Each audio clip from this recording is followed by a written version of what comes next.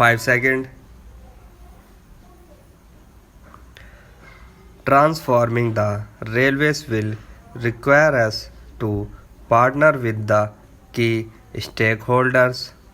First, consistent with the Prime Minister's vision of cooperative federalism, we will work closely with the states to make the railways the backbone of national connectivity. Their economies and citizens will benefit dramatically from an improved railway city system.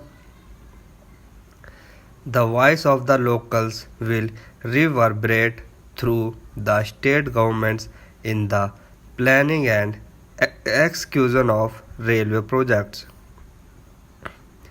They will also be able to raise financing through special purpose vehicles that we will with them.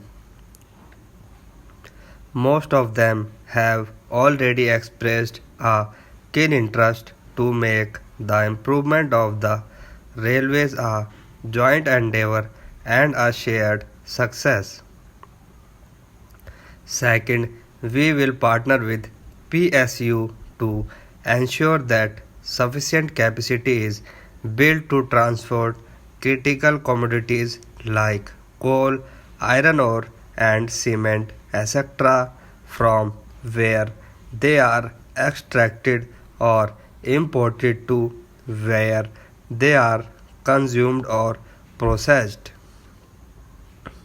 Third, we will partner with multilateral and bilateral organizations and other governments to gain access to long term financing and technology from overseas. Finally, we will partner with the private sector to improve last mile connectivity, expand our fleet of rolling stock, and modernize our station infrastructure. Here I must mention that rail will continue to be our precious national asset. It will continue to serve the common man. The people of India will always own railways.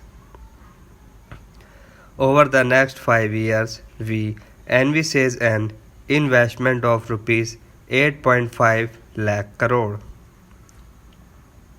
A board indicative 5-year investment plan is attached as Annex 1 to the speech. Budgetary support is the quickest and easiest option to finance the plan, but the Ministry of Finance also faces challenges of competing demands, although a small initial contribution to railways can be catalytic. But the scale of our investment needs is such that it will require us to seek multiple sources of funding. We will tap other sources of finance. Multilateral development banks and pension funds have expressed keen interest in financing new investments. Their time horizon is aligned with ours.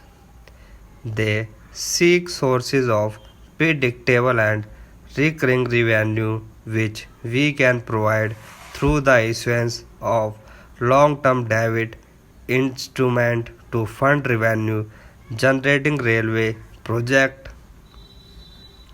To get the most out of the additional resources that we will be investigating, we will need to ensure the highest standard of operation and business efficiency.